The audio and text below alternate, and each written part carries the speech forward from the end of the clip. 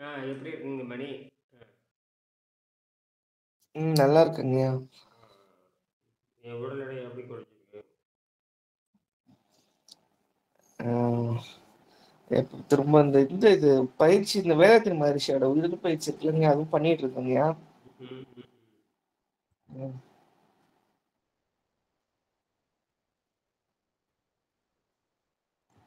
பயிற்சி.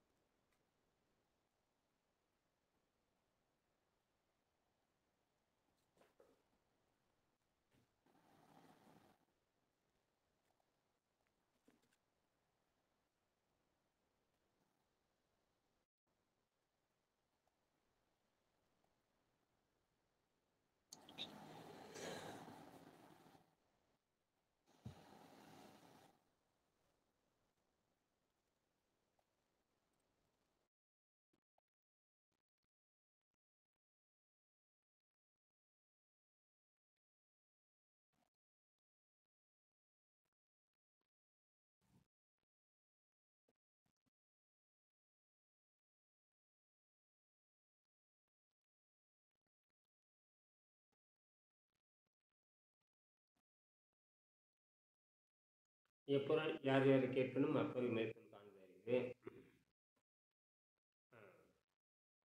ஓரளவுக்கு என்ன சொல்றாங்கன்னு உங்களுக்கு புரிஞ்சிருக்கு இல்லையா இது வரைக்கும்?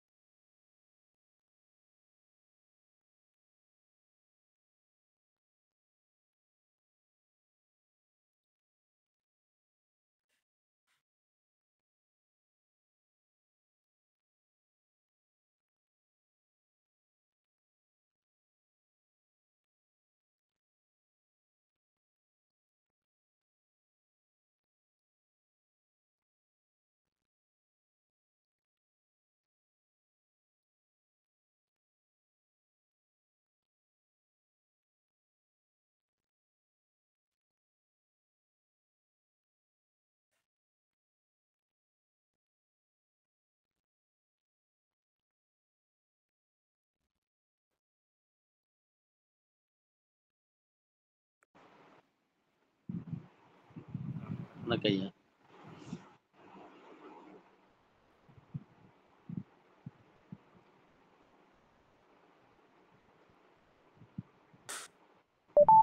வணக்கம் ஐயா. ஓரளவுக்கு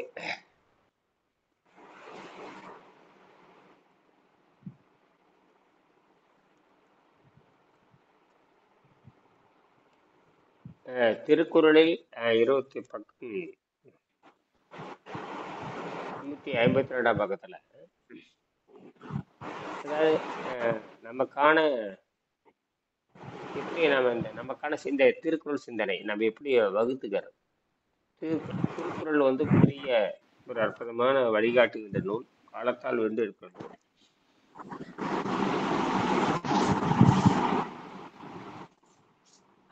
எப்பொருள் யார் யாரை கேட்பினும் அப்பொருள் மெய்ப்பொருள் காண்பது அறிவு அப்படிங்கிற மாதிரி, எப்பொருள் எத்தன்மையாயினும் அப்பொருள் மெய்ப்பொருள் காண்பது அறிவு.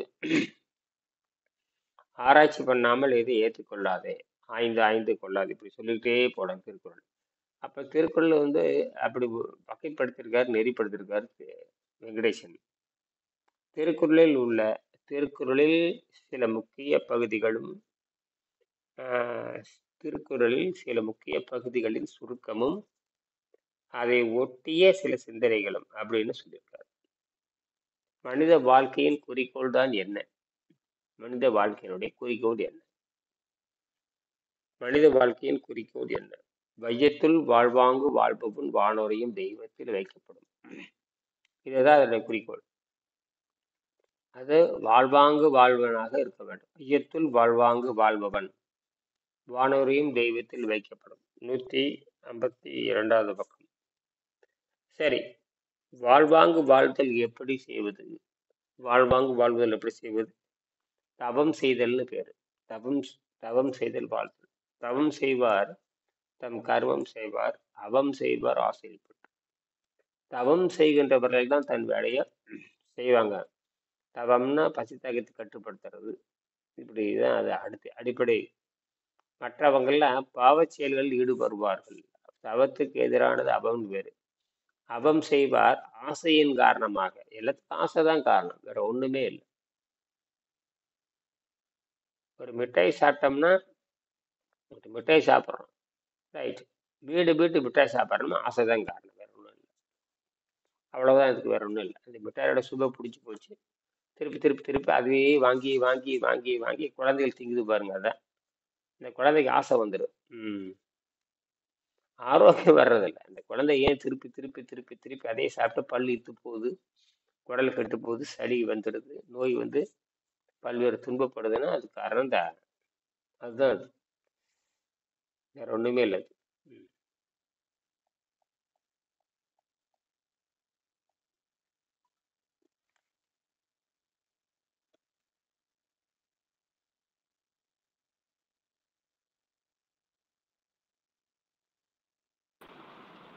வணக்கம் ஐயா. வணக்கம், வாங்க வாங்க வாங்க. அதாவது வாழ்க்கை, அதாவது திருக்குறளுடைய 152ஆம் பக்கத்துல திருக்குறளின் சில சிந்தனைகள், திருக்குறளின் சில முக்கிய பகுதிகளின் சுருக்கம். எப்படி வாழ்றது அப்படின்னு ஒரு கேள்வி. வையத்தில் வாழ்வாங்கு வாழ்பவன் வானோரையும் தெய்வத்தில் வைக்கப்படும். மனித வாழ்க்கையின் குறிக்கோள் என்ன? அதான் அடிப்படை. ரெண்டாவது, வாழ்வாங்கு வாழ்வது எப்படி? தவம் செய்வார் தம் கர்மம் செய்வார், அவம் செய்வார் ஆசையில்பட்டு. தவம் செய்யுங்கிறது உண்மையான வாழ்க்கை, மற்ற உண்மையான வாழ்க்கை இல்லை. மற்றவங்க தவம்னு பசி தாகத்தை கட்டுப்படுத்துதல், இந்த மாதிரி உயர்ந்த லட்சியத்துக்காக செய்யறது. மற்றதெல்லாம் ஆசையின் காரணமாக. ஒரு குழந்தை மிட்டாய் சாப்பிடுறது ரைட்டு, ஒரு குழந்தை தொடர்ந்து மிட்டாய் சாப்பிட்டு அது ஆசைப்பட்டுருது, ஆசைப்பட்டு தெருகிட்டே இருக்கும். அந்த மாதிரி தான் நாமளும் அப்படித்தான். ரைட்டு, ஒரு பொருளை தின்னா பரவாயில்ல, அதுவே தின்னுட்டு இருந்தா அதை சோற்றாசையோடு காமச்சேற்றாசைப்படுவோன்னு துணிந்து கொள்ள கூற்றாசைப்படும். சோறு என்பது வேறு, சோறவே திங்கிறது என்பது வேறு. அந்த அடிக்ட், அந்த போயிடுச்சுன்னா முடிஞ்சு போய் அது ஆசை. ஆசையை துன்பத்துக்காரன்னு புத்தர் சொன்ன மாதிரி இங்கே தபத்திற்கு எதிரான செயல்களை செய்கின்றவர்கள் அவனு பேர். எல்லாத்தையும் சர்வநாசம் பண்ணு, வெறும் ஆசை. இப்போ அரசியல்வாதிக்கு பண்ற மாதிரி அதே தான். ஆசை, பெண் ஆசை, பொருளாசை, நாடு பிடிக்கிற ஆசை, நாட்டை சுடுகாட்டாகிற ஆசை, இது போக கொலை செய்யற வெறி, இப்படியோ மாறிட்டே போகுது. சரி, தவம் எப்படி செய்வது? உற்றநோய் நோன்றால் உயிருக்கு ஊறுகள் செய்யாம அற்றே தவத்திற்குது. உற்ற என்ற சொல்ல பிறவியில ஏற்பட்ட நோயை வெல்லுவது. எந்த உயிருக்கும் தீங்கு செய்யாமல் தன் பிறவி நோயான பசி தாகத்தை கட்டுப்படுத்துவது. தண்ணீர் அருந்துவது எந்த நோய்க்கும் எந்த விலங்கும் சாகிறதில்லை, எல்லாம் சரியா வருது. உற்றநோய் நோன்றால் உயிருக்கு ஊறுகள் செய்யாம அற்றே தவத்திற்குது. சரி, உற்ற நோயை பசியை எப்படி வெல்வது? மருந்தென வேண்டாம் யாக்கைக்கு அருந்தியது அற்றது ஊட்டேன்.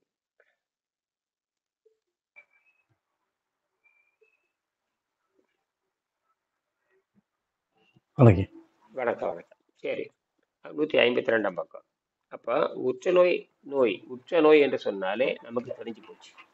உற்ற என்றால் பிறவியில ஏற்பட்ட பசி நோயாகும். அந்த பசி நோய் எப்படி வெல்லுவது?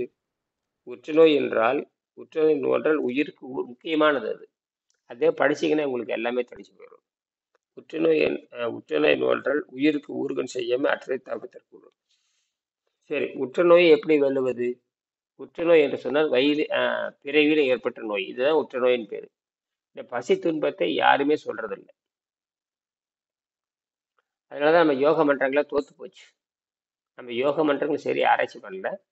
வெள்ளக்காரன் வந்து இவ்வளவு கண்டுபிடிச்சிருக்கானே, விண்வெளியில் போய் குடியேற மாதிரி எல்லாத்தோடைய அறிவியை வாங்கி திருடி எல்லாரும் சேர்ந்து விண்வெளியில் போய் வீடு கட்டுற அளவுக்கு வச்சிருக்கிறான். ஆனால் நோயை தீர்க்க கண்டுபிடிக்க முடியல. எம்ஆர்ஐ ஸ்கேன் கண்டுபிடிச்சாச்சு. இருக்கிற இப்போதே வந்து எம்ஆர்ஐ ஸ்கேன் தான் அட்வான்ஸ்டு மெட்டீரியல் சயின்ஸ்னு சொல்லக்கூடிய அதில் செராமிக் இருக்குது, அது மேக்னெட்டிக் பவர் இருக்குது, பேராமேக்னெட் இருக்குது, அட்வான்ஸ்டு சயின்ஸு. அதை வைத்து கொண்டு உடம்புல இருக்கிற பொருளெல்லாம் பார்க்குறான். ஆனால் ஆரோக்கியத்தை கண்டுபிடிச்ச மாதிரி தெரியல.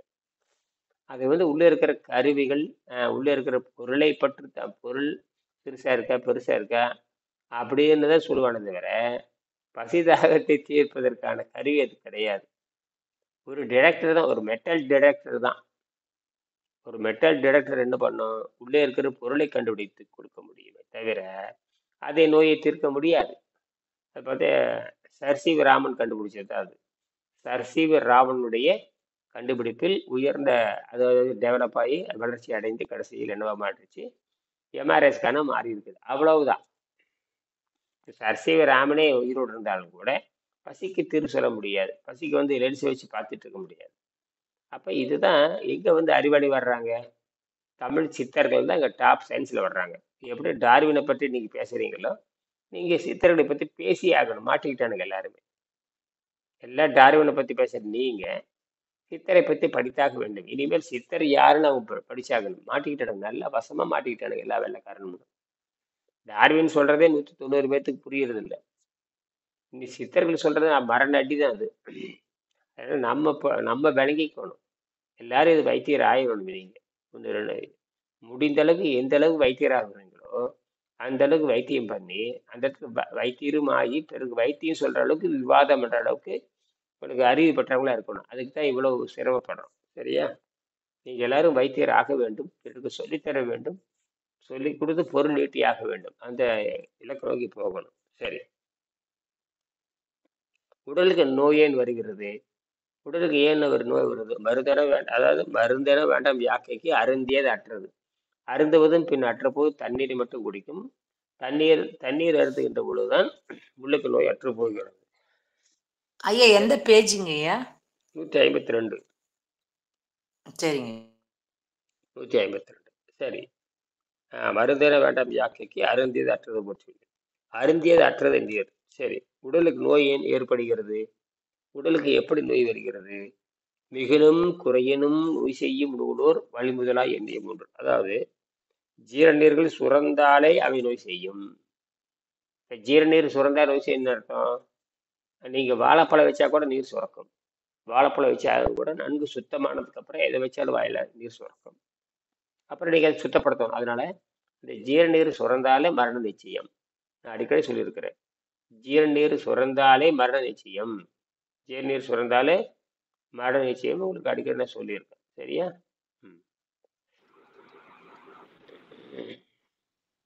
சரி. அடுத்தது மனித குலத்தின் வறுமைக்கு காரணம் என்ன? இப்போ எனக்கு வந்து ரொம்ப வறுமை, இனி எனக்கு வந்து ரொம்ப ரொம்ப வறுமை குறையுது. பொருளாதார ஏன் வறுமை குறையுன்னா, இந்த இளர்பலர் நோன்பு நோற்பதனால் வறுமை குறையுது. எளிய ஆடை, பசி தாக்கத்தை கட்டுப்படுத்துகின்ற போது எனக்கு ஆரோக்கியம் வந்து, உலகத்தில் முதல் ஆரோக்கியம் எது தெரியுமா உங்களுக்கு? உலகத்தினுடைய முதல் ஆரோக்கியம் என்ன? முதல் செல்வம் என்ன? உலகத்தின் முதல் செல்வம் எதுன்னு தெரியுமா உங்களுக்கு? உடல் ஆரோக்கியம் தான். நோயற்ற வாழ்வு, அது ஒரே வழி. Health is wealth. உலகத்துல ஹெல்த் இஸ் வெல்த், நோய் அவ்வளவுதான். அது எனக்கு வந்துருச்சு. எனக்கு அது வந்தங்காட்டி எனக்கு எல்லா செலவும் மிச்சம். இப்போ நான் வாங்குற ஃபீஸ் எல்லாம் மிச்சம்.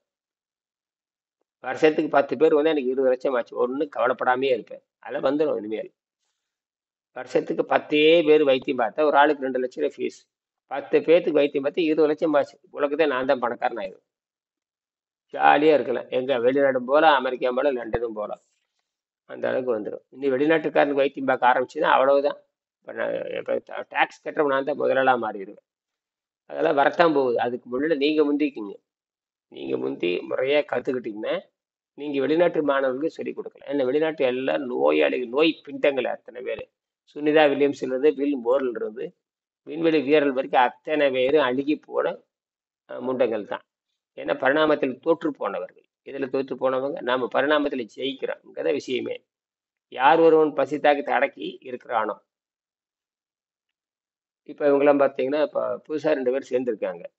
அவங்களே என்ன பண்ண 3 நாளைக்கு ஒருக்கா அவங்க வந்து நீர் 3 நாள் நீர் பயிற்சி, ஒரு தடவை அன்னப்பாதை சுத்தம் செய்கின்ற வேக வைத்த காய்கறி பயிற்சி. இப்போ கிட்டத்தட்ட அவங்க பண்ணிட்டு இருக்கிறாங்க. இப்போ அவங்க 3 நாள் ஒருக்கா அவங்க என்ன பண்ணாங்க, நம்மகிட்ட வந்து செய்தி சொல்லுவாங்க. தினமும் அவங்க பகிர்ந்து கொள்வாங்க. அவங்க வந்து சொல்லலாம். அவங்க சொல்லுவாங்க தினம். இப்போ அவங்கள்ட்ட 5 நிமிஷம் பேசுவோம். சரியா? இளர்பலர் ஆகிய காரணம். என்னம்மா கேட்டீங்க சொல்லுங்க.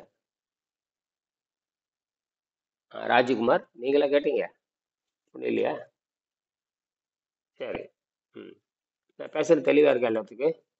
இளர்பலர் ஆகிய காரணம் இளர்பலர் ஆகிய காரணம் நோற்பார் சிலர் பலர் நோலாதவர். இந்த இளர்பலர் ஆகிய காரணம் நோற்பார் சிலர் பலர் நோலாதவர்னா இல்லை வறுமை அப்படிங்கிற காரணமே தவம் இருக்கிறவங்க, அதாவது நோன்பு நோக்கிறவங்க. இப்ப நோன்பு நோத்துட்டே போயிட்டுன்னா வறுமையே இல்லையே. நோன்பு நோக்க அரைச்சிட வறுமையே கிடையாது. எனக்கு எனக்கு சாப்பாடு செலவு கிடையாது. நான் வேணா சாப்பிட வேண்டிதான், இல்லைன்னா சாப்பாடு செலவு கிடையாது. சாப்பாடு செலவும் கிடையாது, வாழ்க்கையை நீட்டிக்குது, உலகத்தை புரிந்து கொள்றான். நான் உலகத்தை புரிந்து கொள்வதற்கும் வாழ்க்கையினுடைய தொடக்கமும் முடிவும் தெரிஞ்சிருக்கு நம்ம வந்திருக்கிறோம். வேற ஒண்ணுமே இல்லை. உலகத்தை இயற்கை சட்டத்தை புரிந்து கொள்வதற்கும் பிறந்ததும் மறைவும். எப்படி பிறந்தேன், சரி பிறந்தாச்சு, எப்படி மறைய வேண்டும், பிறந்தாச்சு. இப்ப நம்மளை கேட்காம நம்ம பிறந்துட்டோம். ஆனால் எப்படி மறைய வேண்டுங்கிற முடிவு நமக்கு தான் இருக்குது. நாம வந்து சொல்றோம் இல்ல, நாம யாரை கேட்டு பிறந்தோம்? இப்ப நம்மளை கேட்ட நம்ம பிறந்தோம், எப்படியோ பிறந்துட்டோம். ஆனால் வாழுகின்ற முறை நமக்கு தெரியல. இப்ப வாழுகின்ற முறை தெரிஞ்சிட்டா முடிவை தெரிஞ்சுக்கலாம். தொடக்கம் தெரிந்து விட்டது, அடுத்தது முடிவு. அப்ப முடிவை நோக்கி செல்லுகிறோம், அவ்வளவுதான். அந்த முடிவு எப்படி இருக்க வேண்டும்? நல்ல ரிசல்ட்டாக இருக்க வேண்டும். தேர்வு எழுதியாச்சு, முடிவு எப்படி எதிர்பார்க்கிறீங்க? ஆசைப்பட்டா முடியாது, ஆனா அதற்கான பயிற்சியில் ஈடுபடணும். அதுதான் முக்தி நிலைன்னு பேர். முக்தி நிலைங்கிறது இயற்கையா இருக்குது நமக்கு. அது சாகாம இருக்கிறது, தூய வாழ்க்கையில் வாழ்றது, இதுதான் இருக்கு. விருப்பத்தில் மரணம், இப்படி சொல்லிட்டே விருப்பத்தில் மரணம், சமாதி, மூச்சு பிடித்தி, எத்தனையோ சொல்றேன். ஆயிரக்கணக்கான வழியில இந்த உயிரை வந்து அமைதியாக பிரித்துக் கொள்ளுதல், இதுதான். இப்ப அத்தனை பேர் பில்கேட்ஸ்ல இருந்து நாளைக்கு சாக போறாங்க. அத்தனை பேர் சட்டை கழிச்சுட்டு ஆகியோன்னு கத்தி எடுத்து சாகுறாங்க. பட்டினத்தார் வரைக்கும் சொல்லியாச்சு. இப்பதான் நமக்கு புரியுது பட்டினத்தார் என்ன சொன்னாரு, அருணகிரிநாதர் என்ன சொல்றாரு. நாளைக்கு இப்ப இன்னைக்கு செத்த பிணங்களை பார்த்து அழுகின்ற நாளைக்கு சாக போகின்ற பிணங்களை அப்படிங்கிறாரு. இன்னைக்கு செத்த பிணத்தை பத்தி அழுகிறீங்க, நாளைக்கு சாக போகிற பிணங்களை அப்படிங்கிறதெல்லாம் அந்த வரியெல்லாம் பயன்படுத்துறாரு. சரி, மனித குலத்திற்கு பிறக்கும் போது 5 அறிவுடன் பிறக்கிறது. மனித குழந்தை பிறக்கும் பொழுது 5 அறிவுடன் பிறக்கிறது. பிறகு 6ஆம் அறிவு இயற்கையாக வளர்கிறது. குழந்தை பிறக்கிறப்ப 5 அறிவு தான். பிறகு பிறக்கிறப்ப 5 அறிவு எவனும் எந்த மதவாதியும் பேசுறதில்ல. இந்தியாவில் இருக்கிற எந்த யோகம் மன்றமும் இந்த முண்டங்கள் இதை பேசுறதில்ல. பிறக்கிறப்ப 5ஆம் அறிவுன்னு பேசி பாருங்க, எவனாச்சும் பேசுறானான்னு பாருங்க. இந்தியாவில் ஒரு திருட்டு பயலுக்கு பேசுறான்னு பாருங்க. பிறக்கிறப்ப 5 அறிவு தாண்டா, அதுக்கப்புறம் தாண்டா 6ஆம் அறிவு வளருதுன்னு எவனாச்சும் பேசுறானா உங்களுக்கு தெரிஞ்ச வகையில? ஏன் பேசுறது இல்லை? முண்டங்கள்லாம் பிறக்கிறப்ப 5 அறிவு தாண்டா, அதுக்கப்புறம் தாண்டா 6ஆம் அறிவு வருதுன்னு எவனாச்சும் பேசுறானா? இல்லை எந்த பள்ளிக்கூடத்து வாத்தியாராவது பேசுறானா? நான் படிக்கிற காலத்துலயே 78, 79, 67, 65, 75, 76, 77, 78 6ஆம் கிளாஸ் படிக்கிறேன். அப்புறம் 78, 79ல பியூசி படிக்கிறேன். அப்போ கூட ஒரு வாத்தியார் பயலுக்கு கூட, மூக்கொடிக்கு பயலுக்கு ஒருத்தம் கூட பிறக்கிறப்ப 5 அறிவு, பிறகு 6ஆம் அறிவு விளைகிறது, முதல் அறிவினை என்ன ஒரு இளமும் சொல்லித்தர்றது. அது தமிழ் வாத்தியார்களும் சொல்லித்தர்றது. ஓரறிவினை என்ன, அது 1ஆம் அறிவுக்கான விளக்கம் என்ன, 2ஆம் அறிவினை என்ன, அதற்கான விளக்கம் என்ன, 3ஆம் அறிவு என்ன, பரிணாம அறிவியல் அப்படியே எழுதியிருக்கிறாங்க. தொல்காப்பியத்தில் பரிணாம அறிவியல் இருக்கு, அதை பத்தி சொல்லித்தர வேண்டாம்? நீ 1610 பாடல் இருக்குது தொல்காப்பியத்தில், 1610 சூத்திரம் இருக்கு, அதை சொல்லித்தர வேண்டாம்? ஒரு அடிப்படை அறிவியல் சொல்லித்தர வேண்டாம்? அறிவினை என்னன்னு சொல்லித்தர வேண்டாம்? ஒன்னும் சொல்லித்தர.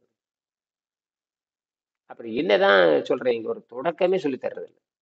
யோக மன்றங்களும் சொல்லித்தர்றதில்லை, பக்தி மார்க்கங்களும் சொல்லித்தர்றதில்லை.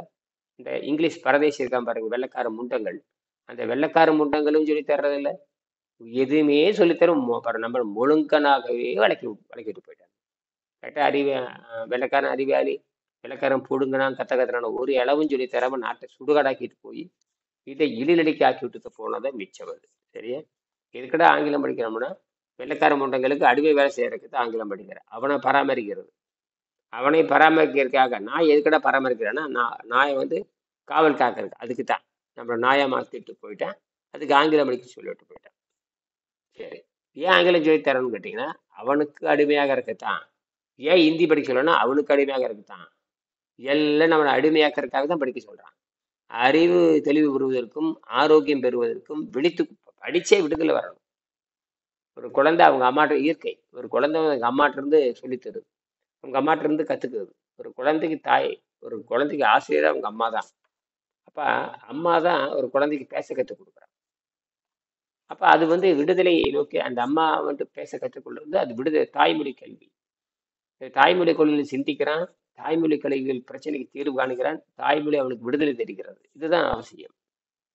அதற்கப்புறம் அவனுக்கு நோயற்ற வாழ்வு வாழணும், அவனுக்கு விடுதலை தரணும், அவனுக்கு முக்தி தரணும், அவனுக்கு ஆரோக்கியம் தரணும், நல்ல நோயற்ற செல்வம் தரணும். அப்படின்னா தமிழ் மொழி தான். தமிழ் மொழி இயற்கையானது, அது யாரும் எனக்கு சொந்தம்னு சொல்ல முடியாது. அதனாலதான் அது வாழ்ந்துட்டு இருக்குது. தமிழ் உச்சரிப்பு மட்டும் தெரிஞ்சவங்க இந்த புத்தகத்தை படிச்சு மேலும் தமிழ் உச்சரிப்பு மட்டும் தெரிஞ்ச அமெரிக்காக்காரனும் தமிழ் உச்சரிப்பும் தெரிஞ்ச ஜெர்மன் குழந்தையும் இந்த புத்தகத்தை எழுத்துக்கூட்டி படித்து, உலகத்தில் எழுத்துக்கூட்டி படிக்கிற ஒரே மொழி இந்த மொழி தான். மற்றதெல்லாம் நீங்க படிக்க முடியாது, ஆங்கிலத்துல எழுத்துக்கூட்டி படிக்க முடியாது, பொருளே மாறும். யாருமே ஒரு இங்கிலீஷ் புத்தகத்தை கடற்கடன்னு படிக்க முடியாது. ஏன்னா எழுத்துக்கூட்டி படிச்சு மனப்பாடமா தான் பண்ண முடியும், தவிர எழுத்துக்கூட்டி படிக்க முடியாது. திணறுவாங்க. நீங்க பாரு, நல்ல ஆங்கிலம் படிச்சு கூட கொடுத்து திடீர்னு ஒரு ஆங்கில புத்தகத்தை கொடுத்து பாருங்க, திணறுவான். ஆனா தமிழ் புத்தகத்தை படிச்சு பாருங்க, தமிழ் உச்சரிப்பு டக்கு டக்கு டக்கு டக்குன்னு வட்டம் தட்டம் சட்டம் மட்டம் யாரு படிச்சுட்டு போயிடுவான். சரி, குழந்தைக்கு அவர்களின் இளமை பருவத்தில் நாம் இயற்கை உணவு கொடுத்து வளர்க்க கடமைப்பட்டுள்ளோம். குழந்தைக்கு அதன் இளமை பருவத்தில் ரொம்ப முக்கியமானது. இப்ப அந்த இயற்கை உணவுகள் நீங்க வளர்த்துறீங்களான்னு பாருங்க. எல்லா பெற்றோர்களும் இயற்கை உணவுல வளர்த்துறீங்க, ஒழுங்கா பல உணவுக்கு மாற்றி விட்டுருங்க. எல்லாரும் இதுல இருக்கிறவங்க அத்தனை பேருமே பல உணவுக்கு மாற்றி விடுங்க. அப்பதான் மூக்கு ஒழுக்கிறது நிறுத்த. இப்போ மூக்கு ஒழுகிட்டு நாத்தம் புழுத்தனா தெரியும். நீங்க குடும்பத்துல பெரிய அப்பன்ல இருந்து தகப்பன்ல இருந்து தாயில இருந்து தந்தை வரைக்கும் எல்லாம் மூக்களை அப்படியே ஒழுக்கிட்டே தெரியும். நாத்தம் அடிக்க வரும். குழந்தைக்கு போனா, ஒரு குழந்தை கிட்ட போனா மனம் அடிக்கணும். மனம் அடிக்கட்டுன்னு பரவாயில்ல, இந்த மசருக்கு மனம் இருக்குதா இல்லையான்னு கேள்வி கேட்டான் பாருங்க, திருவிழான்னு பொருள், அது இல்லாட்டியும் பரவாயில்ல. குழந்தைகளுக்கு அந்த சளி நோய் எல்லாமே இருக்கணும். என்னை திங்கிறது கூட சளியை கொடுக்குறீங்க. சளியை கொடுக்காம வேக வைத்த பழங்கள், வேக வைத்த கீரைகள், வேக வைத்த பருப்பு வகைகள், இந்த மாதிரி. வேர்க்கடலை மட்டும் கொஞ்சம் எனக்கு வித்தியாசமானது. வேர்க்கடலை லட்டு, இந்த மாதிரி வேர்க்கடலையும் பேரிச்சம்பழமும் சர்க்கரையும் போட்டு அரைச்ச லட்டு, இந்த மாதிரி கொடுக்கலாம். வேக வைத்த காய்கறிகள் மசித்து கடைந்து கொடுக்கலாம். வேக வைத்த பழங்களை மசித்து கடைந்து கொடுக்கலாம். வேக வைத்த கீரைகளை மசித்து கடைந்து கொடுக்கலாம். அதை சிறிதளவு எண்ணெய் சேர்த்து கொடுக்கலாம். இப்படிதான் கொடுத்துட்டு வந்தீங்கன்னா, சிறிதளவு எண்ணெயோ நெய்யோ சேர்த்து கொடுத்துட்டு வந்தீங்கன்னா வயிறு சுத்தமாகும். இந்த மாதிரி குழந்தைகளை வளர்த்துங்க, ஆஸ்பத்திரிக்கே போக தேவையில்லை. சரியா? ரொம்ப கவனமா செய்யுங்க. குழந்தைகளுக்கு அவர்களின் இளமை பருவத்தில் நாம் இயற்கை உணவு கொடுத்து வளர்க்க கடமைப்பட்டிருக்கிறோம். அது தாயை போல பிள்ளை. ஒரு தாய் நோய், ஒரு குழந்தை நோயில் இருந்ததுனால தாய் ஒழுங்கா வளர்க்கலைன்னு அர்த்தம். ஒரு குழந்தை சளியோடு இருந்ததுன்னா, ஒரு குழந்தை நோயோடு இருந்ததுன்னா, அதை வளர்க்கிற பொறுப்பு யாருக்கு இருக்குது? தாய்க்கு இருக்குது. அப்ப தாய் அறிவா இருந்தால் தான் அந்த குழந்தை அறிவாக இருக்கும், ஆரோக்கியமாக இருக்கும்.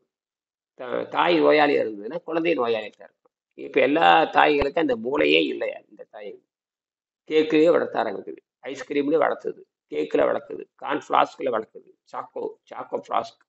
சாக்கோ ஃபிளாக்ஸ், என் பேரே வாயில் விளைய மாட்டேங்குது. என்னென்னோ சாக்கோங்கிறான், ஃபிளாக்குங்கிறான், காப்பி கொட்டை மாதிரி இருக்குதுங்கிற, தொடங்குதான், கடல் கொட்டை மாதிரி, கடல் காட்டோட தொப்பி மாதிரி இருக்குது. கிளாக் ஏதோ 300 400 ஏதோ போடுறான், பாலில் போடுறான், அதை வேற திங்கிற. கரும வெளிக்கும் போகாது, ஒன்றும் ஆகாது. சளி ஏறி அந்த குழந்தைக்கு துர்வாடை அடிச்சிட்டு கிடக்கு. இதெல்லாம் வெள்ளைக்கார முண்டங்கள் பண்ற அட்டகாசங்கள். அதை வாங்கி குழந்தைகளுக்கு ஊட்டுறது. அறிவே இல்லாத காட்டு முண்டங்கள்னு வச்சுக்கலாம். சரியா? போட்டு வாங்க வேண்டியதுதான். ஏன்னா குழந்தை என்பது இயற்கையுடைய சொத்து. அது அறிவாலேயே வளர்த்த வேண்டிய பொறுப்பு பெற்றோர்களுக்கு. தாயை போல பிள்ளையே சொல்லி வச்சார். தாய் 8 அடி பாய்ஞ்சா குட்டி 10 அடி பாயணும். சரி, இதனாலேயே திருவள்ளுவர் வான் சிறப்புங்கிற அதிகாரத்தை, வான் சிறப்பு உழவு என்ற அதிகாரங்களை எழுதியிருக்க வேண்டும். குழந்தை நலனுக்காகத்தான் வான் சிறப்பு. குழந்தை நலனுக்காக தான் உழவு தொழில். அப்ப நம்ம எதற்காக உழவு தரோம்னு கேட்டீங்கன்னா, 60 வயசு தடிமுண்டங்களுக்கு உணவு பத்தி தேவையில்லை. அது தவத்துக்கு போயிடணும். இந்த 15 வயசுல இருக்கிற குழந்தைகளுக்கு தான் இந்த இயற்கை உணவு. இயற்கை உணவை தயாரிச்சு கொடுப்பது தான் அது மானாவாரி. மானாவாரியில் வரக்கூடிய காய்கறிகளை எடுத்துக்கொண்டு அந்த குழந்தையை வளர்க்க வேண்டும் என்பதன் நோக்கத்துக்காக தான் திருவள்ளுவர் அதை எழுதியிருக்கணும். சாப்பாட்டை ஏன் எழுதியிருக்கணும்னு கேட்டீங்கன்னா, குழந்தை அவர் சாப்பாடே வேண்டாங்கிறவர் அவரு. ஏன் சாப்பாட்டை பத்தி பேசுறாருன்னு கேட்டீங்கன்னா, குழந்தைகளுக்காக உற்பத்தி செய்ய வேண்டும். ஏன்னா இந்த மரபணு மாறுவதற்கு 15 ஆண்டு ஆகும். அதெல்லாம் வள்ளுவருக்கு தெரிஞ்சிருக்குது. இது வரைக்கும் சாப்பிடணும். இன்னைக்கு அப்படிதான் சொல்றான். பூப்படைதல். நம்ம இந்த பூப்படைதல் தான் இந்த மரபணு மாறுதுன்னு அர்த்தம். பூப்படைதல், வயதுக்கு வந்துட்டான், அவனுக்கு சிறப்பு செய்யணும், சீர் செய்யணும், அது போடணும், இது போடணும் அப்படின்னு சொல்றோம் இல்லையா? அப்போ வந்து அந்த அந்த குழந்தை தனித்து இயங்குற குழந்தையாக மாறிவிட்டது. தனித்து இனப்பெருக்கம் செய்கிற குழந்தையாக மாறிவிட்டது. தனித்து இயற்கையிலிருந்து சக்தி எடுக்க மாறிவிட்டது. தனித்து அது வரைக்கும் தாய் விட்டு இருந்து எடுத்துக்கிட்டு இருந்தான். தாயினுடைய உணவு பழக்கத்தை அதை எடுத்துக்கொண்டான். அதுக்கப்புறம் 15, 16 ஆகிறப்ப அந்த மரபணு மாறுது. அப்ப மரபணு மாறுவதற்கு அந்த பருவம் ஏற்படுது. அதனாலதான் மறைமுகமா என்ன சொன்னாங்கன்னா, 15 வயசு இருக்கிற நோன்பு இருக்க சொன்னாங்க. 15 வயசு 14 வயசு யாருக்கு வயது வந்த அத்தனை பேரும் நோன்பு இருக்கலாம். இப்ப நாங்க இதற்கு கூட வெங்கடேசன் சொல்லுவார், வயது வந்த அனைவரும் வாழ்க்கையில் ஒரு முறையாவது நீங்கள் நீர் இந்த உள் தூய்மை செய்து பாருங்கள். அப்ப ஒரு 6 மாசமாவது உள் தூய்மை செய்து சேர்ந்ததுக்கு அப்புறம் அதற்கப்புறம் ஏதோ திருட்டு இருந்தா கூட பரவாயில்ல. அப்ப திருட்டுனா நோய் வந்ததுன்னா எதற்கு தெரிந்து கொள்ளலாம். இது ஒரு பயிற்சி மாதிரி ஒரு டிப்ளமா மாதிரி படிச்சு வச்சுக்க வேண்டியதுதான். பிரச்சனை வர்றப்ப அதை பயன்படுத்தி தப்பிச்சு போக வேண்டியதுதான். நீச்சல் கத்து வச்சுக்கிறீங்க. நீச்சல் கத்து வச்சுட்டீங்கன்னா சிக்கல் வரும்போது வெள்ளம் வருகிறதோ தப்பிச்சு போயிடலாம். அந்த மாதிரி தான் இது. ஒரு கைத்தொழில் ஒன்று கற்றுக்கொள், கவலை உனக்கு ஒத்துக்கொள்ளுங்கிற மாதிரி பிரச்சனை வரப்ப அதை கற்றக்கதை பயன்படும். அதாவது என்ன சொல்லுவாங்கன்னா, கற்றவர்கள் கவலைப்படுவதில்லை, கவலைப்படுகின்றவர்கள் கற்றுக்கொள்வதே இல்லை. கவலைப்படுகின்றவர்கள் கற்றுக்கொள்வதே இல்லை, கற்றவர்கள் கவலைப்படுவதில்லை அப்படின்னு சொல்லுவாங்க. சரி, வான் சிறப்பு முக்கியத்துவத்தை கருதி கடவுள் கடவுள் வாழ்த்துக்கு அடுத்த 2வது அதிகாரமாக இது வைக்கப்பட்டுள்ளது. சரி, ரொம்ப முக்கியமானது. ஏன் திருவள்ளுவர் வான் சிறப்பை சொல்லணும்? ஏன் திருவள்ளுவர் வந்து உணவு சொல்லணும்னா, குழந்தைகளுக்காகத்தான் நம்ம எழுதியிருக்க வேண்டும் என்று நம்ம கருதல் இடம் இருக்குது. ஏன்னா நமக்கு தான் உணவு தேவை. நம்ம இயற்கை சக்தி எடுத்துக்கிறோம். தேவையில்லாம தின்னு உடம்பை கெடுத்துக்கிறோம். ஆசையின் காரணமா தின்னுதான் உடம்பை கெடுத்துக்கிறோம். ஆசை இல்லாத யாராவது இருக்காங்களா? அதான் வள்ளுவர் அந்த வள்ளலார் சொல்லுவார், சோறு ஆசைன்னு எழுதுவார், உணவு ஆசையிலே எழுதுறாரு. உலகத்துல உணவு ஆசையிலே எழுதுறாரு. இப்ப வள்ளலாருக்கு தெரிஞ்சு போச்சு, இவனுக்குலாம் சொத்து பயிர்களா ஆசையின் காரணமா திங்கிறான். இதன் காரணமா திங்கிறான், ஆரோக்கியத்துக்கு திங்கிறதுல. ஏன் இறைச்சி திங்கிறான்? ஏன் 12 மணிக்கு இறைச்சி திங்கிறான்? ஏன் 3 மணிக்கு இறைச்சி திங்கிறான்? ஏன் ஏன் காப்பியில் சக்கரை போட்டு குடிக்கிறான்? இதெல்லாம் யார் கேட்டாங்க? ஏன் ஐஸ்கிரீம் திங்கிறான்? ஏன் ஊறுகாய் திங்கிறான்? எல்லாம் சுவை ஆசையின் காரணமாக தான். என்னையின் காரணமாக. ஏன் வாங்கி வாங்கி மூட்டை மூட்டையை அடுக்கி வச்சுக்கிறான் வீட்டுல? மளிகை சாமான் 2000 ரூபாய்க்கு லிஸ்ட் போடுறான். எதுக்கு? எல்லாம் இந்த நாக்கு ருசிக்காக. என்னது? ஆரோக்கியத்துக்காக இல்லை. எதற்காக மளிகை சாமான் வாங்கி வச்சுக்கிறீங்க? நாக்கு ருசி கேட்டா வாழ்வாதாரம் ஒரு வெண்ணையும் கிடையாது. அப்படின்னா நோய் வந்து சாகுறீங்க. எல்லாம் பொய் சொல்றது, எல்லாம் பொய். வாய் ருசிக்காக பொய் சொல்றது. வாய் ருசிக்காக எனக்கு வாழ்வாதாரம் போச்சு, ஒரு விடலங்காய் போய் சாரையும் குடிக்கணும்னு வாழ்வாதாரமா? சாரையும் காய்ச்சறவனுக்கு கூட வாழ்வாதாரம் போகுது.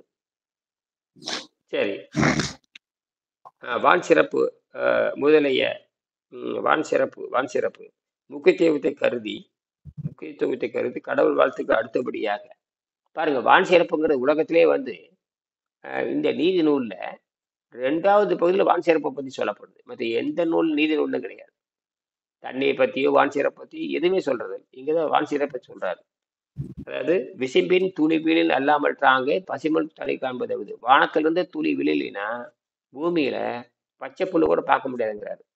பாலைவனத்தில் இருக்கிற மாதிரிதான். விசும்புன வானம், விசிம்பின் துளி வீழில் அல்லாற்றம் தாங்க, விசிம்பின் துளி வீழின் அல்லா மற்ற ஆங்கே, விசிம்பின் துளி வீழின் அல்லால் மற்ற ஆங்கே பசும்புல் தலை காண்பது அறிவு. இந்த அதிகாரத்தின் கருத்து ஆகும். அதாவது விவசாயம் எப்படி செய்வது? நிலத்தை பொடி பண்ணணும். நிலத்தை பொடி பண்ணி நிலத்தை தூள் தூளாக உழவோட்டு இருக்கணும். இந்த மண் எப்படி இருக்குன்னு கேட்டீங்கன்னா, மண் திருநீர் மாதிரி மண் இருக்கணும். அதாவது உழவோட்டி இந்த புழுதி பறக்க உழவோட்டுன்னு சொல்லுவாங்க. ரொம்ப அற்புதமாக எழுதியிருப்பார் திருவள்ளுவர். புழுதி பறக்க உழவோட்டி இருக்க வேண்டும். அந்த புழுதி பறக்க உழவோட்டி அது காய போட்டிருக்கணும். அப்போதான் அந்த மைக்ரோ, அதாவது பார்த்தீங்கன்னா நானோ மாதிரி துகள் உடைஞ்சிருக்கணும். அப்போதான் குறைந்த தண்ணி மழை காலத்துல தண்ணி மழை பெய்யறப்போ அந்த நல்ல உலகோட்ட போட்ட காற்று அந்த திருநீர் மாதிரி மண் இருக்கும் பொழுது தண்ணி சத்தை அதிகமா உள்ள உறிஞ்சிக்கும். தண்ணி சத்தை அதிகமாக தான் கட்டி முட்டி இல்லாம அப்படியே சொல்லுவாங்க. அந்த மண் எடுத்து நெத்தியில வச்சோம்னா திருநீர் மாதிரி இருக்கணும்பாங்க. அந்த அளவுக்கு இருக்கணும். அப்போதான் அந்த நீர்ச்சத்தை, குறைந்த நீர்ச்சத்தை அதிகமா உள்வாங்கி பூமிக்குள்ள செலுத்தும். அதை வச்சுக்கிட்டு இருந்ததுன்னா அந்த அந்த பயிர்கள் செழிக்கும். அதுக்கு தான் உழவு ஓட்டுறது. எதுக்கு உழவு ஓட்டுறதுன்னா அரைங்குறையும் உழவு ஓட்டுறது இல்லை. அப்படி புழுதி பறக்க உழவு ஓட்ட வேண்டும் சொல்லுவாங்க. அந்த மாதிரி இருக்கணும். சரி. ஏரிடனும் நன்றாம் எரிவிடல் கட்டபின் நீரிடனும் அதன் காப்பு நன்று அதன் காப்பு. ஏரிடனும் நன்றாம் எரிவிடல் கட்டபின் நீரினும் நன்று அதன் காப்பு. இந்த பார்த்தீங்கன்னா எப்படி உழவு ஓட்டுறது, எப்படி களை கட்டுறது, எப்படி வளர்க்கறது, எப்படி நீர் கட்டுறது, இதெல்லாம் இருக்குது. ஏரை காட்டிலும் நன்றாக எரிவிடல். ஏரிடனும் நன்றாம் எரிவிடல் கட்டபின் நீரினும் நன்று அதன் காப்பு. திருவள்ளுவர் முறையே நொறுங்க உழவு செய்ய வேண்டும். அந்த மண்ணை நொறுங்க உழவு செய்ய வேண்டும். எரு இடுதல் வேண்டும், களை எடுத்தல் வேண்டும், பின்னர் காத்தல் வேண்டும். பயிரை காத்தல், பயிரை களை எடுத்தல், பயிருக்கு ஏறு இடுதல், உழவு செய்தல், இதெல்லாம் எழுதியிருக்காரு. நீர்ப்பாசனம் என்ற விவசாயத்தை வரிசைப்படுத்துகிறார். இந்த விவசாயம் எப்படி செய்யப்படும் என்கிறது வரிசைப்படுத்துறார், அழகா வரிசைப்படுத்துறார்.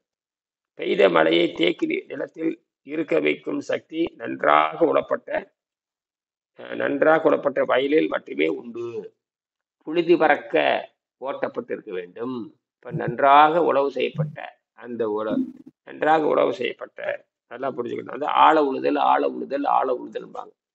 அது கட்டி முட்டி இல்லாம தூள் தூளா உடைக்கணும்பாங்க. அதெல்லாம் உங்களுக்கு தெரியும். அந்த புழுதி பறக்க அந்த அந்த அந்த அந்த மண்ணு வந்து புழுதி பறக்கிற மாதிரி இருக்கணும். காத்தடிச்சுன்னா அப்படியே தூளா பறக்கணும். நானும் பெறுவேன். அந்த அளவுக்கு ஓட்டப்பட வேணுங்க. இன்னைக்கு அப்படியே பண்றான். திங்க தெரியுமே தவிர எப்படி உழவு ஓட்டுறாங்க, எப்படி செய்யறாங்கன்னு யாரும் பார்க்கிறதே கிடையாது. ஆசையன்காரங்க ஏதோ தின்னுக்கிறது. அதான். பெய்த மழையை தேக்கி நிலத்தில் இருக்க வைக்கும் சக்தி நன்றாக உழப்பட்ட வயலில் மட்டுமே உண்டு. திருவள்ளுவர் அவர் காலத்தில் குறைவான நீர்ப்பாசன வசதிகளை முன்னிட்டு புன்செய் நிலத்தை அவர் பற்றி எழுதியிருக்க வேண்டும்.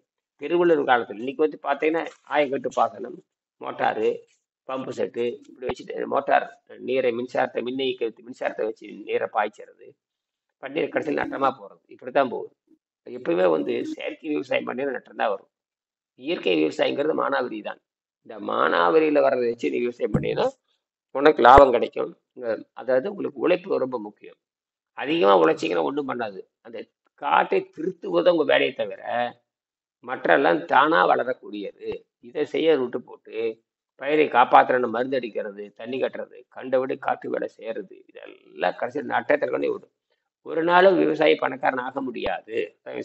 அது மக்களுக்கு நன்மை செய்வதற்காக, தொண்டு செய்வதற்காக, ஊழியம் செய்வதற்காக, இயற்கையால் மனிதன் புரிந்து கொண்டு மக்களை காப்பாற்றுவதற்காக, குழந்தைகளை காப்பாற்றுவதற்காக மனிதன் வந்தான். இதுதான் அடிப்படை. சரியா? அப்ப விவசாயம் என்பது குழந்தைகளுக்காக தவிர நம்ம மாதிரி தடி முண்டங்களுக்கு கிடையாது. அடுத்து சொல்றாரு, விவசாயத்தின் முக்கியத்துவம் என்ன? அதாவது விவசாயத்தின் முக்கியத்துவம் என்ன? உழுதுண்டு வாழ்வாரே வாழ்வர்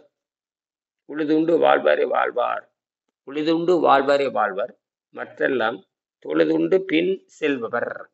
உழுதுண்டு வாழ்றவன் தான் உண்மையான வாழ்க்கை. உழுதுண்டு உண்மையான வாழ்க்கையை வாழ்றவன். மற்றவன தொழுதுன்னா என்ன? பிச்சை எடுத்து வாழ்றதுன்னு அர்த்தம். இப்போ உலகத்தின் முதல் உழவன் மண்புழு. அதுவே மண்ணை உழுது பின் அதைவே உண்டு வாழ்கிறது. மண்ணை உழுது கடைசி அந்த மண்ணைவே சாப்பிட்டு வாழுது. அதான் உலகத்தினுடைய முதல் உழவன். மனிதனுடைய முதல் உழவன் யாரு சொல்லுவாங்க? மண்புழு என்பது விவசாயத்தின் நண்பன் சொல்லுவாங்க. சரி.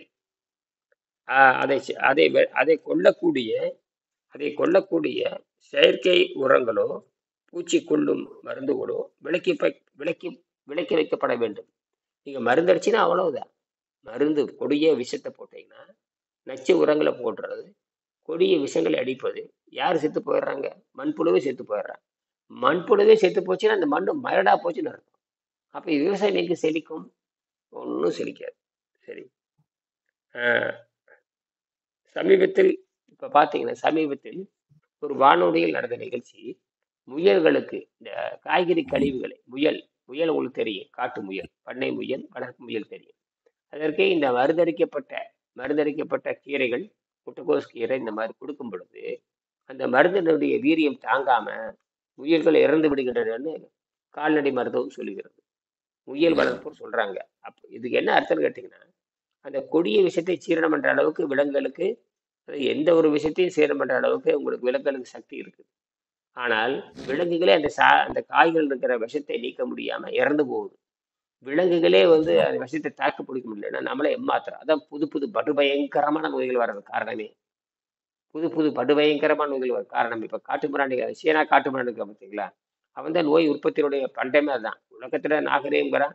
அமெரிக்காவுக்கு போட்டியா நீ வந்து அமெரிக்கா பார்க்க தேவையில்லை. சைனாவை பாருங்க, சொர்க்கலோகம் மாதிரி பண்ணி வச்சிருக்கிறான். அப்படி இருக்கு. அறிவியல் எங்கேயோ போயிட்டான், உச்சகட்டத்துக்கு போயிட்டான். எல்லா நாட்டுத்தையும் தூக்கிரிக்கிற அளவுக்கு உச்சகட்டத்துக்கு போயிட்டான். ஆனால் நோயை பரப்புறதுல நம்பர் 1 அவன் தான். நோயை பரப்புறதுல நோய், ஏன்னா அவன் எதையும் விடுறதில்லை. கண்டதை தின்னு தின்னு தின்னு நோயாளியா இருக்கிறான். அவன் அவனை பத்தி நம்ம பேச வேண்டியது இருக்குது.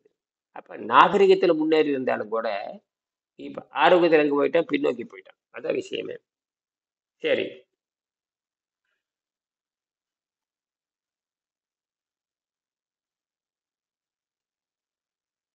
பண்ணை முயல்களுக்கு, அதாவது மருந்து சாப்பிட்டு இறந்து போற பண்ணை முயல்களுக்கே இந்த கதினா, அதாவது எந்த விஷயத்தையும் சீரணம் பண்ற அளவுக்கு விலங்குகளுக்கு சக்தி இருக்கு. அதே வந்து அந்த கொடிய விஷயங்களை தாக்கு பிடிக்கிறதுக்கு சக்தி இல்லைன்னா அதே கீரையை நாம சாப்பிட்றோமே எப்படி இருக்கும்? பண்ணை முயல், அதாவது விலங்குகள் வந்து அந்த விஷத்தை எதிர்க்கிற தன்மை இருக்குது. ஆனா அதுவே தாக்கு பிடிக்காம சாப்பிடுதுன்னா நாம் அது என்ன பண்றோம்? மருந்தடிச்ச கீரையைத்தான் சாப்பிட்றோம், மருந்தடிச்ச காயத்தான் சாப்பிட்றோம். கடைசியில் நம்ம என்ன ஆகும்? கொடிய நோய்களுக்கு ஆளாகும். சரியா? இயற்கை வைத்தியத்தின் அடிப்படை கொள்கைப்படி, பேசிக் பிரின்சிபல், கோடிக்கணக்கு பாருங்க. இயற்கை வைத்தியத்தின் அடிப்படை கொள்கைப்படி நேச்சுரோபதி பேசிக் பிரின்சிபல், கோடிக்கணக்கான வருடங்களாக பாக்டீரியாக்களும் வைரசுகளும் உலகில் இருந்து வருகின்றன. இயற்கை மருத்துவத்தின்படி, நல்லா புரிஞ்சுக்கணும், இயற்கை மருத்துவத்தின்படி மனிதகுலம் தோன்றுவதற்கு முன்பாகவே, ரொம்ப முக்கியமானது, கோடிக்கணக்கான வருடங்களாக பல பல பாக்டீரியாக்கள், அதாவது கோடிக்கணக்கான வருடங்களாக பாக்டீரியாக்களும் வைரசுகளும் உலகில் இருந்து வருகின்றன. அதாவது அவை மனிதகுலம் உலகில் உதயமாவதற்கு முன்பாகவே, மனிதகுலம் தோன்றுவதற்கு முன்பாகவே, உலகத்தில் முதல் தோன்றியது என்ன உயிர்? மனிதகுலம் தோன்றுவதற்கு முன்பாக உலகில் தோன்றிய உயிர்கள் என்ன சொல்லுங்க?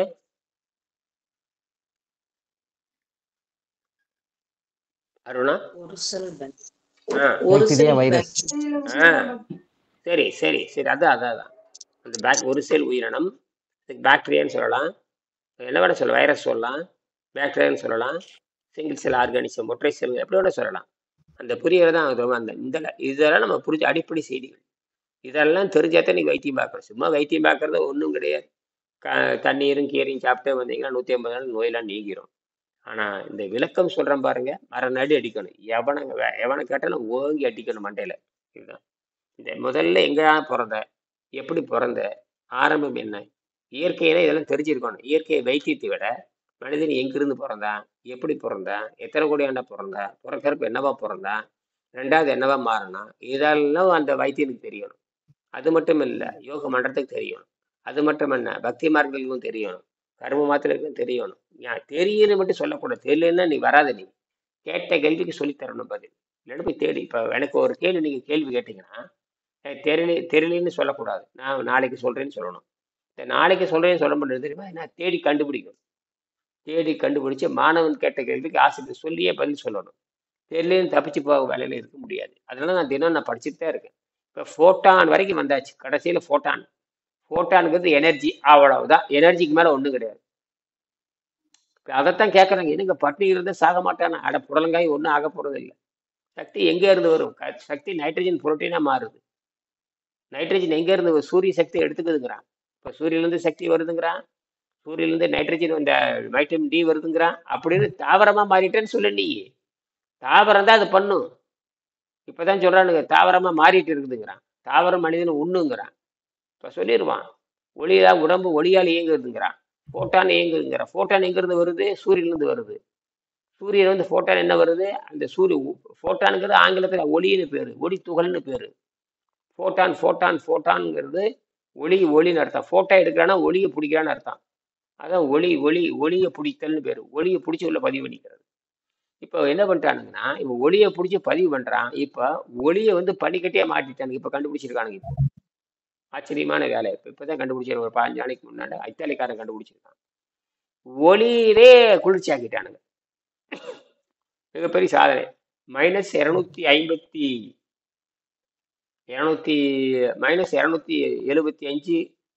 -275 தான் உச்சகட்ட விண்வெளியுடைய குளிர் நிலை.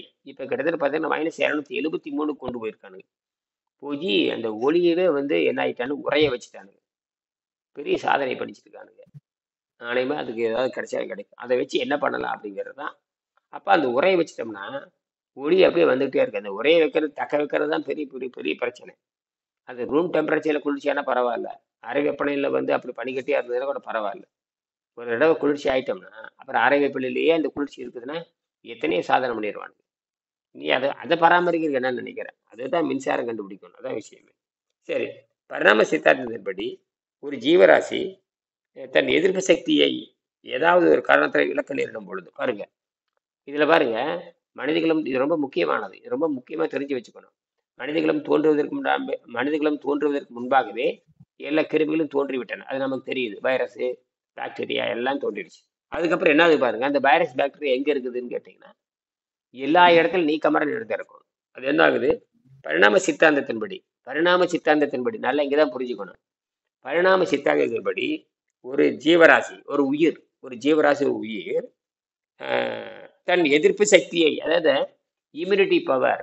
இப்போ மருத்துவர்கள் கேட்டான்னு என்ன சொல்லுவாங்கன்னா, மருந்தெல்லாம் ஏங்க வேலை செய்யறீங்க? அவருக்கு இம்யூனிட்டி பவர் இல்லைங்க. அப்புறம் என்ன வெங்காயத்துக்கடை வைத்தியம் பண்ற தெரியாது. இப்போ இம்யூனிட்டி என்பது இயற்கையா இருக்கிற தன்மையை தவிர எவனாலும் இம்யூனிட்டி பவர் தர முடியாது. புரியுதா உங்களுக்கு? யாருனாலும் எதிர தர முடியாது. உயிர் சக்தி தர முடியாது. உயிரை தக்க வைப்பதற்கான அந்த அந்த எதிர்பார்த்தலை எவனும் தர முடியாது. எந்த கொம்பனும் பண்ண தர முடியாது. அதனாலதான் இவன் செத்து போறான். கட்ட எதிர்பார்த்தல் இல்லையா? எதிர்பார்த்து மருந்து இருக்கா? கிடையவே கிடையாது. எதிர்பார்த்து மருந்து கண்டுபிடிச்சிட்டாங்க, உயிரை கண்டுபிடிச்சிட்டாங்க அர்த்தம். நீ அமினோ ஆசிட் போட்டாலும் மனிதன் வேலை செய்யுது. என்னென்னமோ பண்ணி பார்த்தானுங்க. அந்த சிம்டம்ஸுக்கு வந்ததே தவிர இது வரைக்கும் உயிரை அவனால கண்டுபிடிக்க முடியல, உயிரை உற்பத்தி பண்ண முடியல. மனித குலம் எப்படி தோன்றி இருப்பான், எந்த டெம்பரேச்சர்ல தோன்றி இருப்பான் அப்படின்னு அடிப்படையில் சில உப்புக்கெல்லாம் போட்டு குலுக்கி பார்த்துருக்காங்க அந்த காலத்திலே. மனிதன் இப்படிதான். ஆனா அது நானோல போகுது. நானோல போய் அந்த வெப்பம் வர்றப்போ அதுவா உற்பத்தி ஆகி அதுவா மேலே வரும். ஆனா முயற்சி பண்ணியிருக்கானுங்க. கடைசியில் அமினோ ஆசிட் தான் காரணம் கண்டுபிடிச்சிருக்காங்க. இன்னைக்கு அமினோ ஆசிட்டை அடிச்சு நொறுக்கிட்டு போயிடுது. அமினோ ஆசிட் அதுக்கெல்லாம் கட்டுப்படுறது இல்லை. எதுக்குமே சுத்தத்துல தான் வேலை செய்யுது.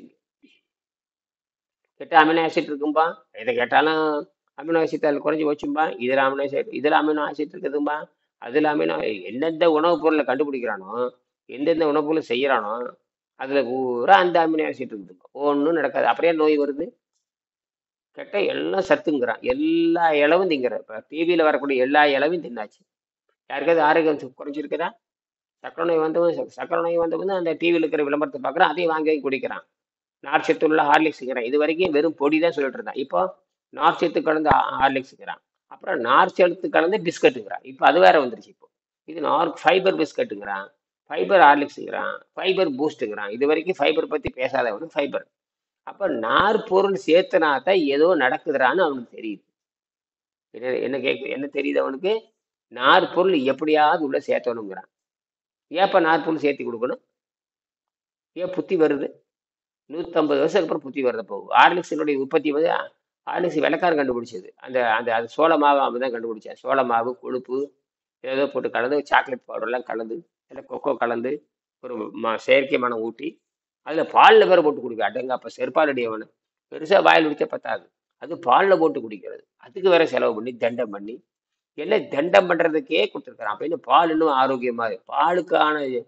பாலுக்கு செரிப்பதற்கான என்ஜைம், பாலை சீரணம் பண்றதுக்கான என்ஜைம், அந்த வேதிப்பொருள் உடம்புல கிடையாது. அறிவியல் ரீதியா கிடையாது. அதுதான் உள்ள கொலையா மாறிடும். ரெண்டாவது வந்து அந்த பாலை செரிப்பதற்கு கல்லீரல் வந்து படாதுபாடு வரணும்.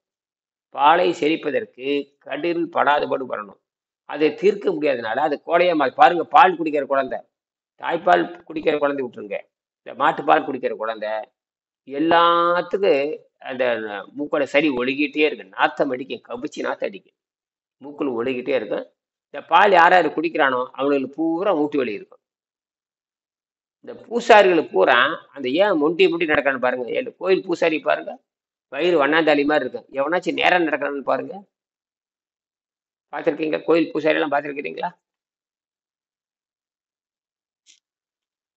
கோயில் பூசாரி பார்த்துருக்கிறீங்களாங்கிறேன். பாத்துருக்கோங்கய்யா. ஒருத்தனாவது நேரம் நடக்கிறான்னு பாருங்க. ஒருத்தனாவது நேரம் நடக்கான்னு பாருங்க. எவனாச்சும் வயிறு சிறுத்து இருக்கான்னு பாருங்க. வயிறு எப்படி இருக்கும்? தொப்பை போட்டிருக்கும். அது எப்படி தெரியுமா? இந்த கோயில் முன்னாடி, கோயில் நுழையறதுக்கு முன்னாண்ட இந்த துவார பாலகர்னு சொல்லுவாங்க.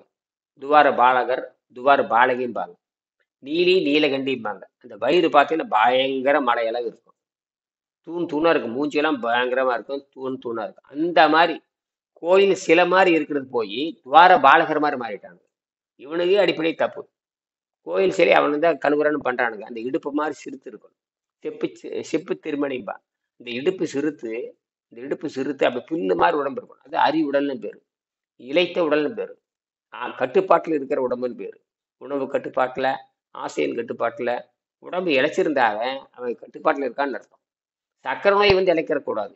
தின்னு தின்னு தின்னு தின்னு அழுகி சாகரான் பாரு, அவனும் இழைச்சிதான் போவான். ஆனால் தூய்மையின் காரணமாக உடம்பு என்ன இருக்கணும்?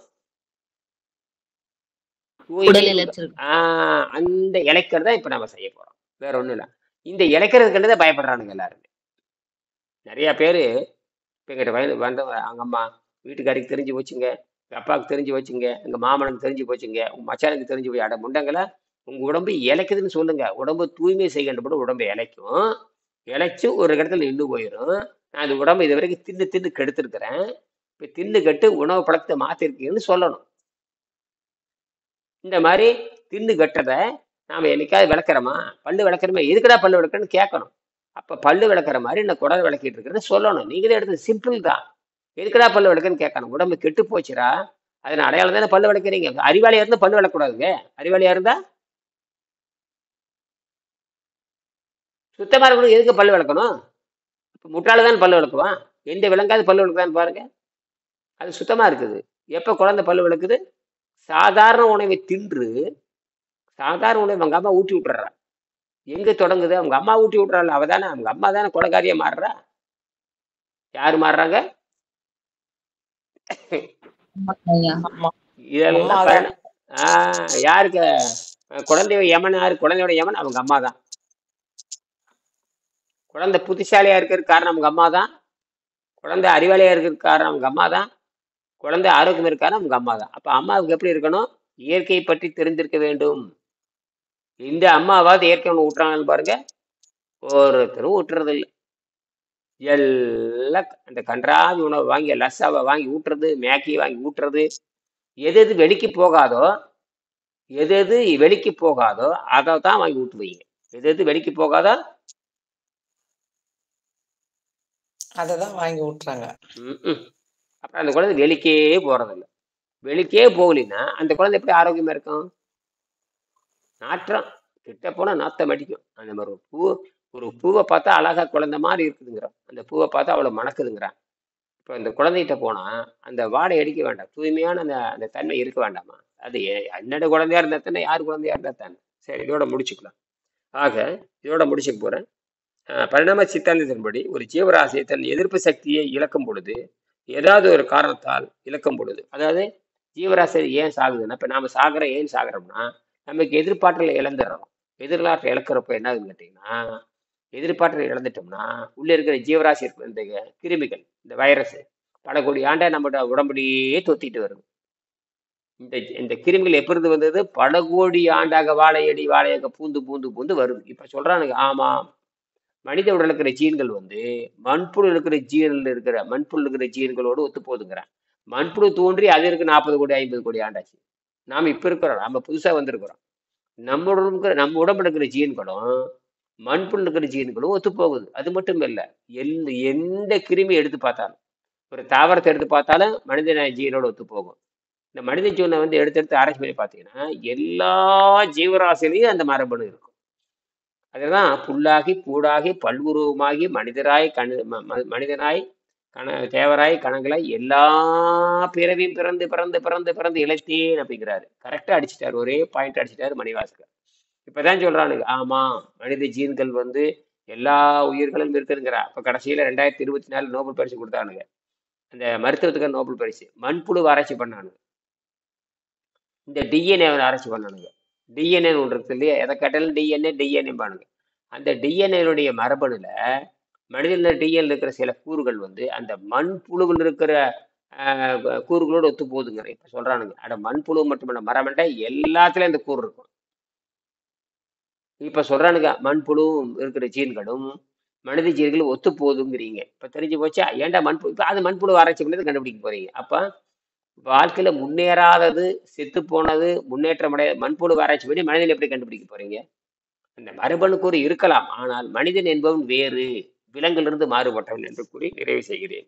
பண்புடை ஆகினால மனித இனம், அதாவது இதை உணர்ந்து கடந்த நூற்றாண்டுகளில் நாம் இயற்கை வாழ்வையும் இயற்கை உணவையும் இழந்து விட்டோம். இயற்கை வாழ்வு இழந்தாச்சு, இயற்கை உணவு இழந்தாச்சு. சரியா? நாம் இயற்கை வாழ்வையும் இயற்கை உணவையும் இழந்து விட்டோம். பரிணாம வளர்ச்சியை உணர்ந்து மனித இனம் செயல்படாவிட்டால் இயற்கையிடமிருந்து நாம் இரக்கத்தை எதிர்பார்க்க முடியாது. சந்தேகம் இருக்கா? மீண்டும் 6 மணிக்கு பேசலாம். சரியா? நன்றி.